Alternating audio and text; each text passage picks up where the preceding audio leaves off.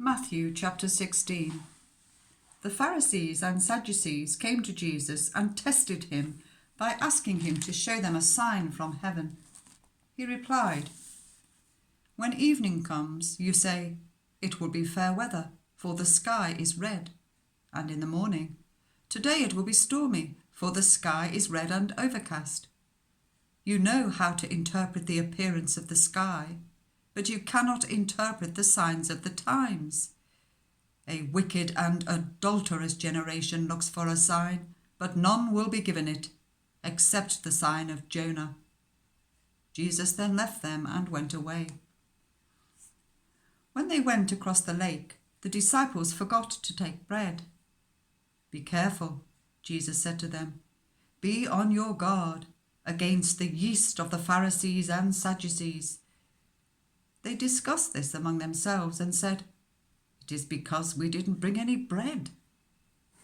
Aware of their discussion, Jesus asked, "You of little faith, why are you talking among yourselves about having no bread? Do you still not understand?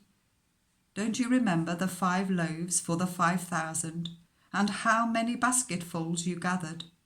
Or the 7 loaves for the 4,000, and how many basketfuls you gathered?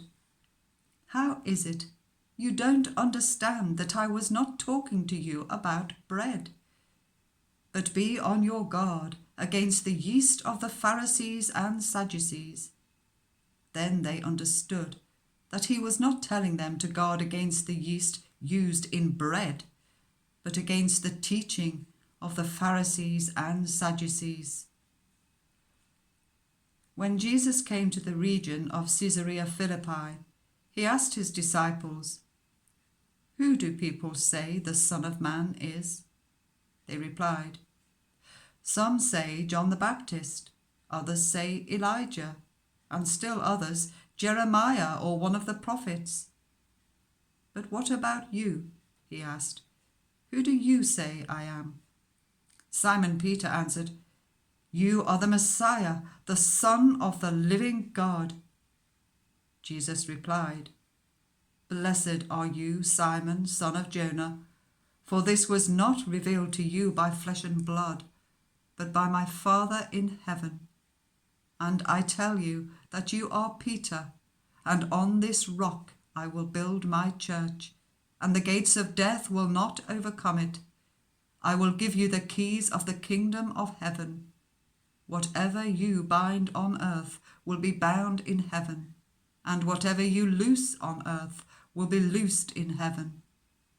Then he ordered his disciples not to tell anyone that he was the Messiah.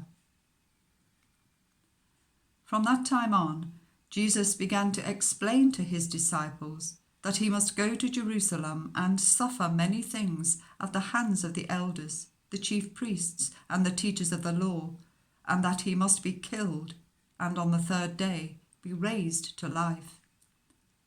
Peter took him aside and began to rebuke him. "Never, Lord," he said, "this shall never happen to you." Jesus turned and said to Peter, "Get behind me, Satan. You are a stumbling block to me. You do not have in mind the concerns of God, but merely human concerns." Then Jesus said to his disciples, "Whoever wants to be my disciple must deny themselves and take up their cross and follow me. For whoever wants to save their life will lose it, but whoever loses their life for me will find it. What good will it be for you to gain the whole world, yet forfeit your soul?